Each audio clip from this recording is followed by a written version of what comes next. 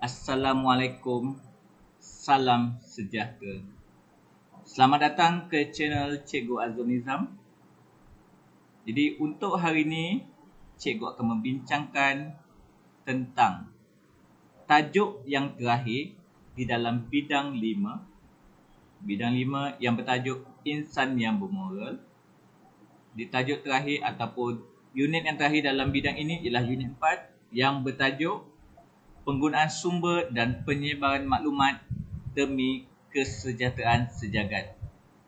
Untuk penonton yang kali pertama menonton channel Cikgu Azul Nizam, penonton boleh subscribe butang loceng yang berada di bawah, sebagai tanda sokongan kepada bahan-bahan PDP yang dihasilkan oleh saya. Jika penonton berminat dan ingin menyebarkan tentang kebaikan channel saya ini, penonton boleh share kepada kawan-kawan yang turut mengambil mata pelajaran pendidikan moral sebagai persediaan bahan pembelajaran mereka untuk menghadapi SPM pada hujung tahun nanti. Jadi untuk hari ini, seperti mana telah cikgu sebut tadi, cikgu sentuh berkaitan tajuk penggunaan sumber dan penyebaran maklumat demi kesejahteraan sejagat. Di dalam tajuk ini, sebelum kita pergi lebih lanjut, adalah elok sekiranya penonton atau semua pelajar mengetahui tentang standard pembelajaran ataupun apakah yang ingin dipelajari oleh setiap pelajar di dalam tajuk ini.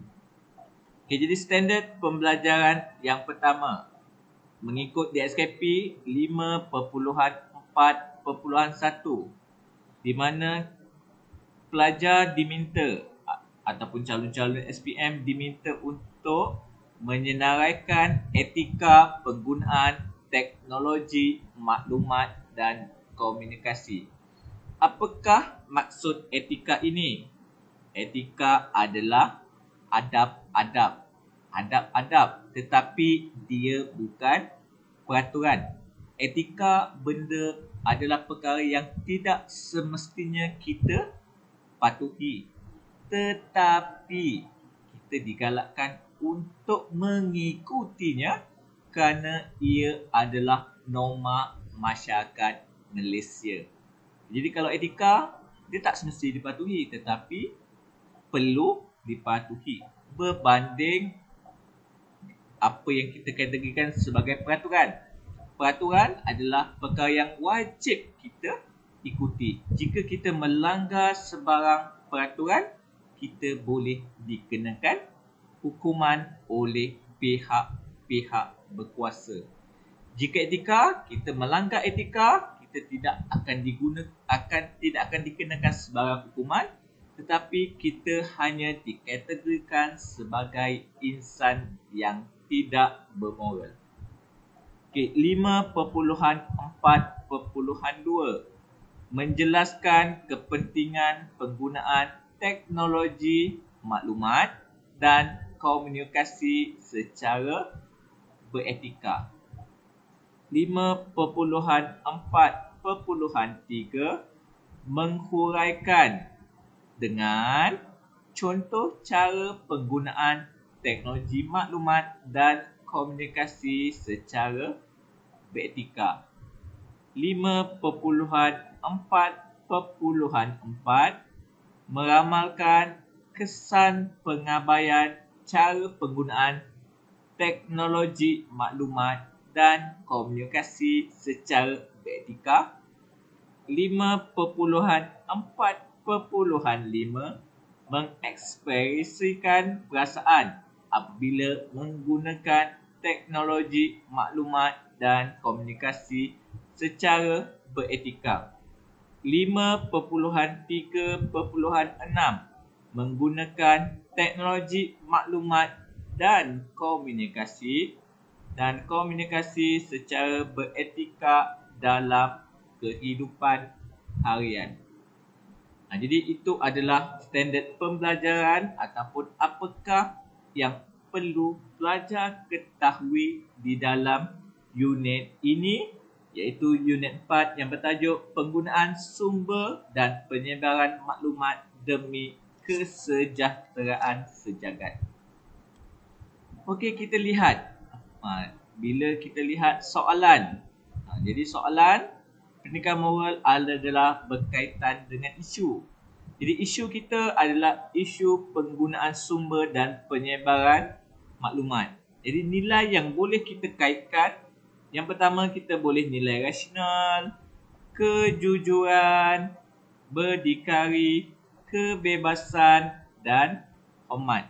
Jadi 5 nilai ini boleh calon-calon letak atau boleh calon-calon tulis sebagai jawapan apabila menjawab soalan yang dikemukakan semasa peperiksaan SPM nanti ataupun semasa ujian-ujian yang dilaksanakan oleh cikgu anda nanti. Okay, ingat 5 nilai ini. Okay, kita tengok apakah contoh-contoh maklumat yang sahih. Maklumat yang sahih, apa maksud sahih?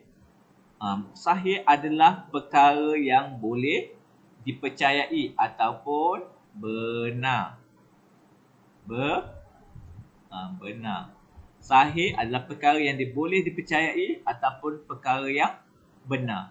Okay, yang pertama, kita lihat kita ada jurnal, artikel dan tesis.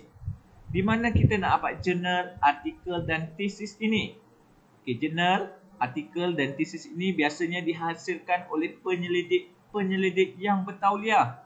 Siapa mereka penyelidik ini? Penyelidik ini biasanya terdiri daripada pensyarah-pensyarah universiti, para pelajar yang sedang menyambung pelajaran di peringkat ijazah, sarjana dan PhD. Jadi jurnal, artikel dan tesis ini adalah bertujuan untuk mencari penyelesaian ataupun bila ada gap ataupun ada masalah tentang sesuatu isu, jadi mereka akan menulis sesuatu jurnal atau artikel atau tesis ini bagi menyelesaikan masalah tersebut. Okey, yang kedua, laman sesawang yang diiktiraf. Laman sesawang yang diiktiraf ni macam mana? Jadi contoh dia laman sesawang kementerian di Malaysia. Jadi contohnya macam kalau laman sesawang Kementerian Pendidikan Malaysia, moi.gov.my. Ini adalah contoh laman sesawang yang sahih. Kenapa kita kata sahih? Kerana dia adalah kementerian yang menguruskan berkaitan al-ehwal pendidikan di Malaysia. Apa contoh laman sesawang yang paling tak sahih di Malaysia ni? Paling tak sahih, tak boleh digunakan di mana-mana jurnal ataupun di mana-mana tesis dan artikel adalah nanti penonton boleh cari sendiri. Di mana kalau sebagai cikgu ataupun mana-mana lecturer, kalau mereka lihat laman sesawang ini, mereka tak terima dapatan ataupun petikan daripada pengarang tersebut. Kenapa?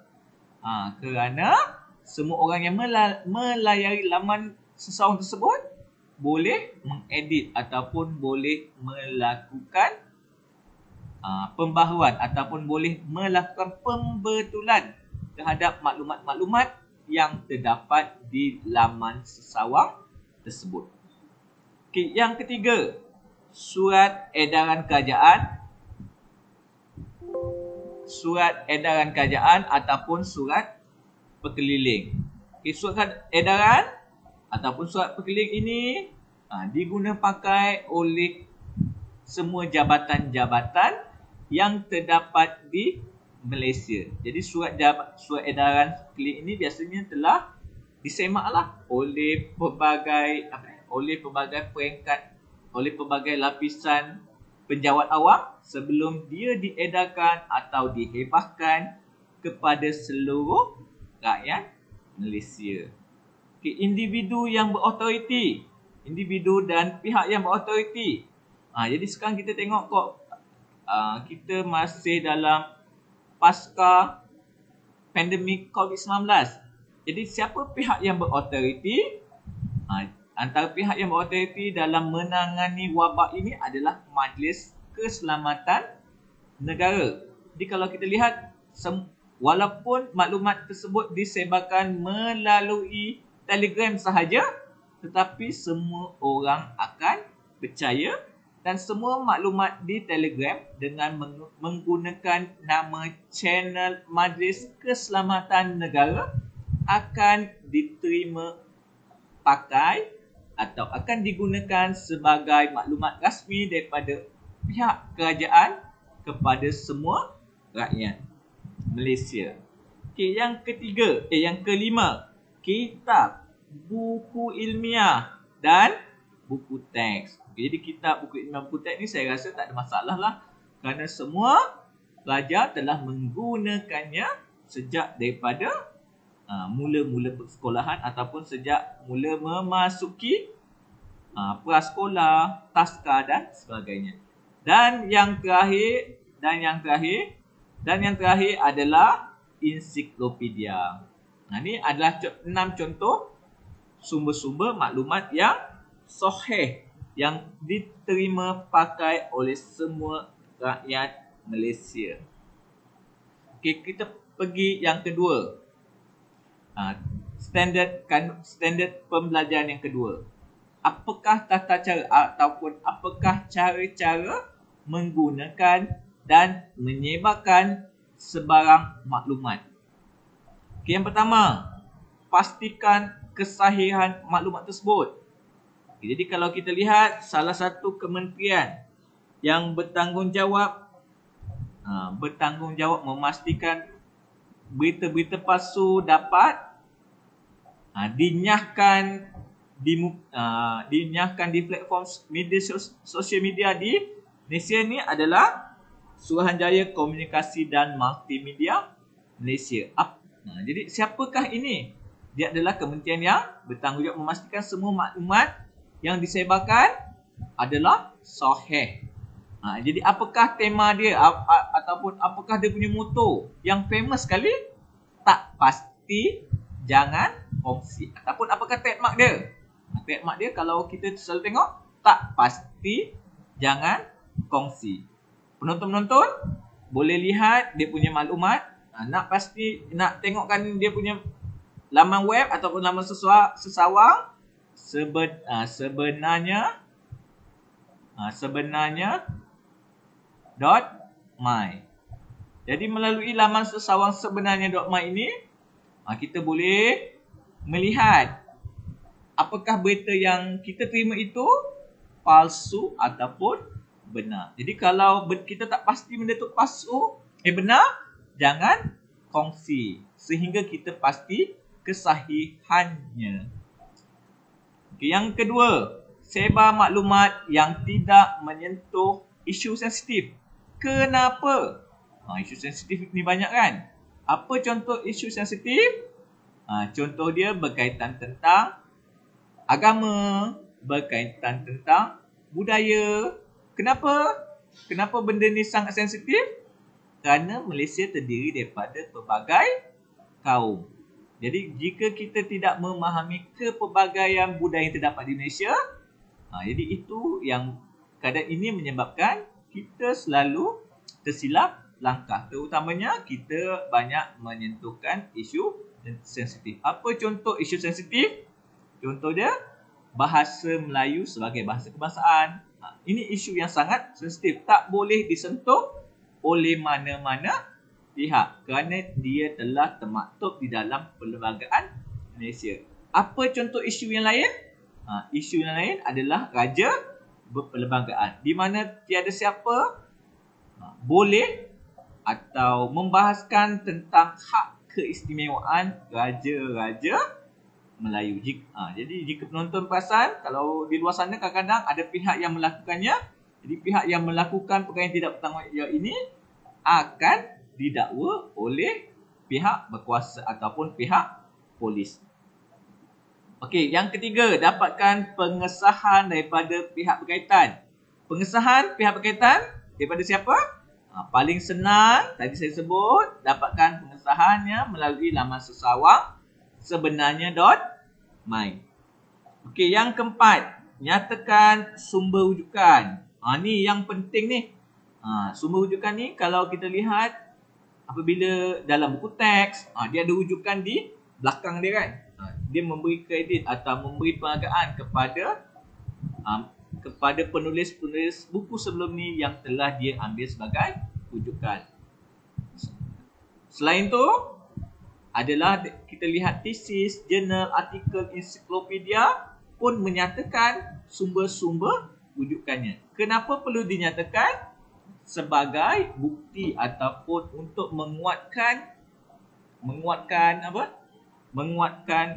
penulisan mereka, bahawa tulisan mereka sahih, bukan pendapat sendiri sahaja tetapi pendapat yang telah disokong oleh pihak-pihak yang berautoriti. Okay, yang kelima, mengelak memuat naik isu negatif atau kurang sopan atau pornografi di media sosial. Kenapa tak boleh? Kenapa tak boleh? Terutamanya berkaitan pornografi lah di media sosial. Kenapa tak boleh? Sebab dia mengaibkan orang lain. Jadi tak boleh kita aibkan orang lain. Contohnya macam jari ni kan. Kita tunjuk orang. 4, kita kembali ke diri sendiri. Jadi kita kata orang salah satu, sebenarnya kesilapan itu lebih banyak kita lakukan berbanding kesilapan yang dilakukan oleh orang lain. Okey, yang keenam, mengelakkan dari membuat serangan peribadi terhadap pihak lain. Jadi ini pentinglah supaya tak berlaku pergaduhan atau tidak berlaku sebarang salah faham terhadap perkara-perkara atau perbuatan kita di semasa kehidupan seharian kita.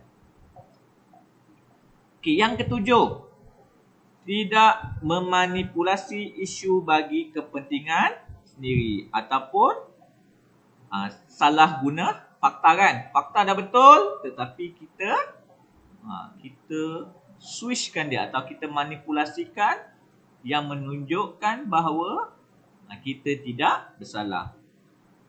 Yang ke-8, tidak menokok tambah maklumat isi kandungan. Yang ke-9, tidak menggodam atau mengeksploitasi maklumat peribadi online.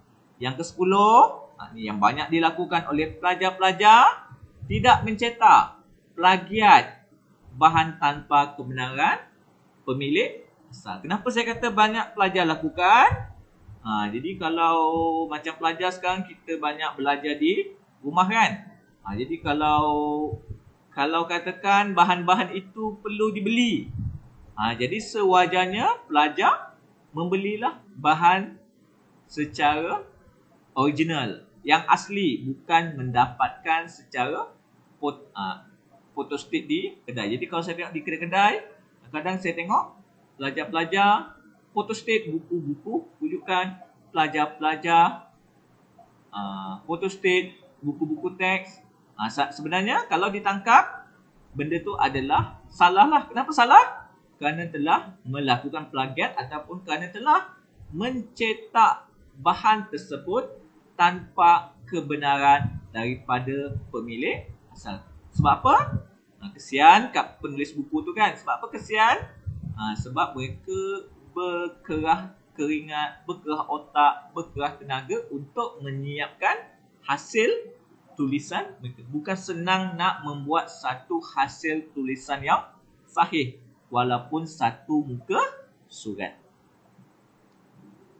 Okey, yang seterusnya 5.4.3, penggunaan sumber dan penyebaran maklumat yang boleh menggugat kesejahteraan rakyat. Apa dia perkara yang boleh menggugat kesejahteraan rakyat? Yang pertama, menyentuh isu sensitif.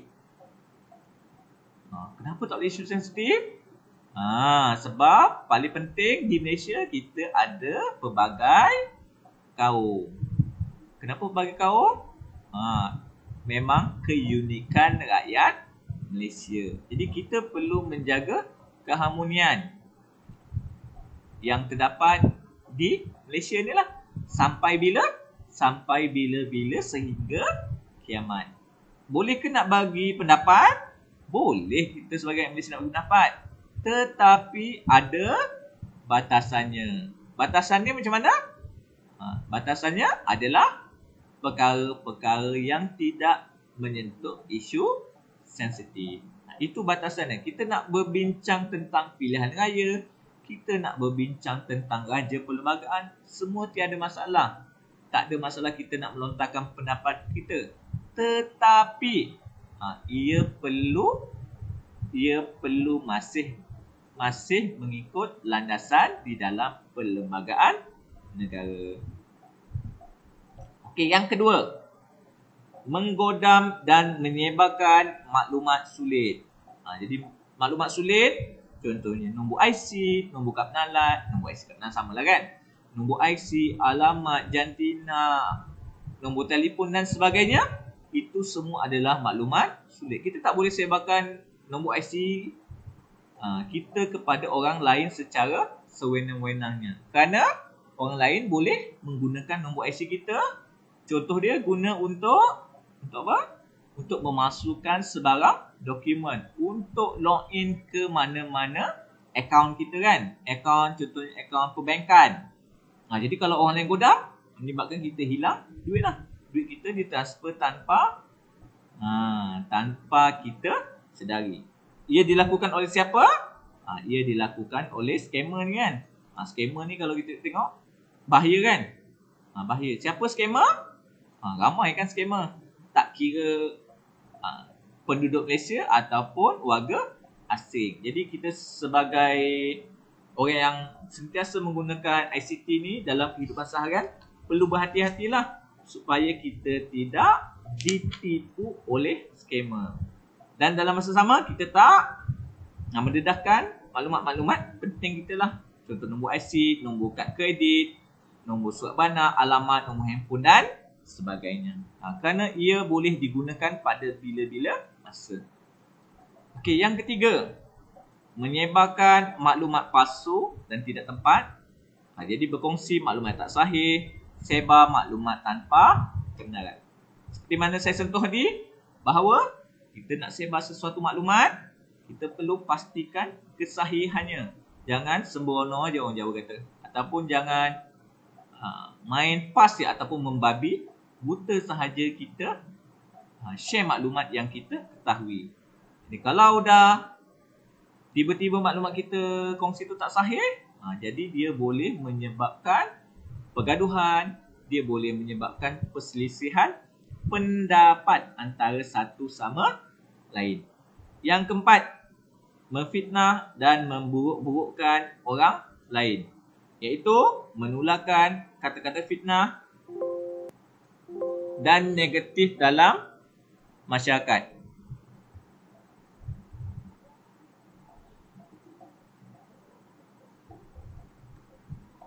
Okey, yang ke seterusnya, saya terkeluar siap, minta maaf ya.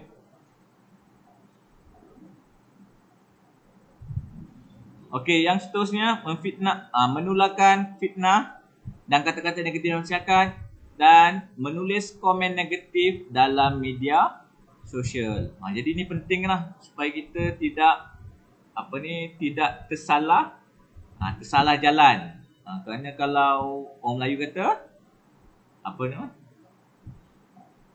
kalau dah tersalah kata, buruk padahnya. Jadi tersalah jalan boleh diundur, terlajak kata, buruk padahnya. Jadi itu komen-komen negatif. Jangan salah tulislah. Terutamanya kepada remaja-remaja kan. Hati dia masih panas, kadang-kadang dia buat sesuatu tanpa memikirkan kesan-kesan buruk. Jadi sebelum berlaku apa-apa, jadi perlu fikir sewajarnya terhadap apa yang ingin ditulis.